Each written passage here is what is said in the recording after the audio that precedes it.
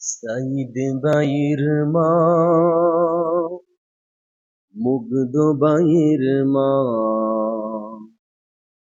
রায়হান বাইর মা, ইয়ামিন বাইর মা। তোমরা বড়ই ভাগ্যবতী, আনলে দরায় আলোর জ্যোতি। সালাম জানাই তোমায় ফেরেশতা,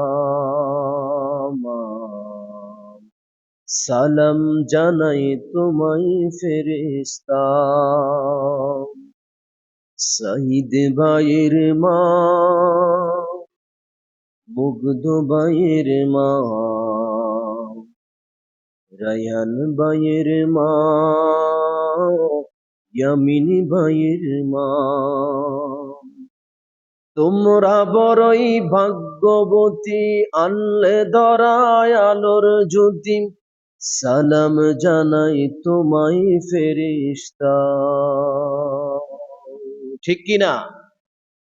বর্তমান সরকার ডক্টর ইউনূস স্যার গত কয়েকদিন আগে একটি আলোচনার মধ্যে বলেছিলেন, এই কোরআন সব জায়গায় থাকবে, কোরআনকে বাধা দেওয়ার মতো কারো সাহস আর নাই।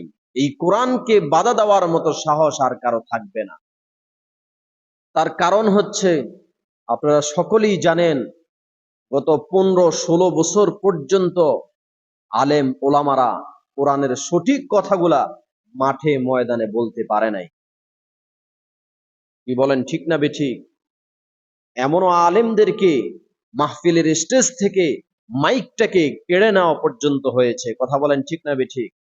আমি বর্তমান সরকার ডক্টর ইউনূস স্যারকে সালাম জানাই, স্যালুট জানাই। তিনি এত সুন্দর একটি কথা বলার জন্য। তিনি আরো বলেছেন, কোন রাম আর বামের কাছে মাহফিলের অনুমতির জন্য যাওয়া আর লাগবে না। আমরা তার জন্য দোয়া করব। নিঃসন্দেহ এই লোকটা একটা কোরআন প্রেমিক একটা লোক। কথা বলেন, ঠিক না বেঠিক?